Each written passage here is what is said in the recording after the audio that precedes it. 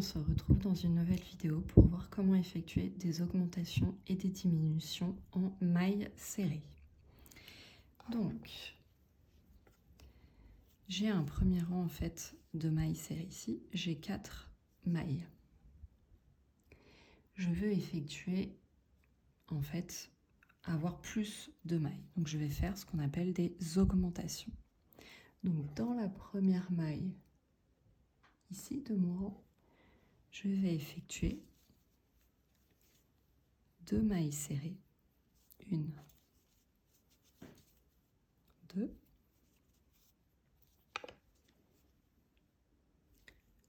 ces 2 mailles serrées sont dans la même maille du rang précédent. J'ai donc fait une augmentation. Donc je les marque. Petite astuce pour vous repérer, pour savoir quelle est votre première et dernière maille de chaque rang. Encore une fois, donc dans la maille du rang précédent, je vais effectuer une maille serrée et une deuxième. Donc mes 2 mailles ici sont dans ma maille du rang précédent. J'ai encore fait une augmentation. Je recommence.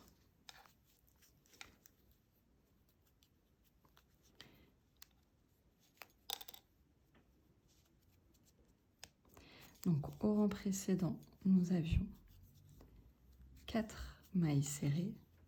Nous avons doublé chaque maille serrée. Nous en avons désormais 8. 1, 2, 3, 4, 5, 6, 7 et 8. Nous allons maintenant voir comment faire des diminutions. Donc en fait, là, on a fait sur le rang précédent des augmentations. Donc on se retrouve avec 8 mailles serrées. Je veux revenir à 4 mailles serrées. Je vais faire des diminutions. Pour cela, on va prendre 2 mailles serrées ensemble et on va les diminuer. Donc je rentre dans ma première maille, je fais un jeté, je tire, j'ai 2 boucles. Je rentre dans la seconde maille, je fais un jeté, je tire, j'ai 3 boucles. Un jeté et je passe à travers les 3 boucles et j'ai fait ma première diminution.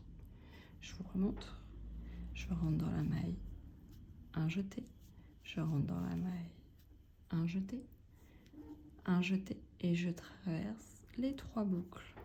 Et nous avons une deuxième diminution. Ça, ce sont des diminutions, on va dire, classiques. Je vais vous montrer également comment faire des diminutions dites invisibles. Pour cela, on va travailler dans le brin avant de la maille. Donc, ici, nous avons la maille, le brin arrière ici, le brin avant devant. Pour faire la diminution, on va prendre le crochet et on va passer dans juste le brin arrière. Le brin avant reste là. Je vais directement dans la prochaine maille et je prends le brin avant. Je fais un jeté. Je passe dans les 2 premières boucles. Un jeté, les 2 boucles. Et là, j'ai fait une maille serrée dite invisible. En fait, on voit bien le V ici, comme une maille serrée. Classique. Je vous remontre. Donc, on va prendre le brin avant seulement. Brin avant. Directement ensuite, le brin avant. On a 3 boucles. Un jeté, je passe à travers les 2 premières boucles. Un jeté et les 2 boucles. Et nous avons fait une deuxième maille invisible.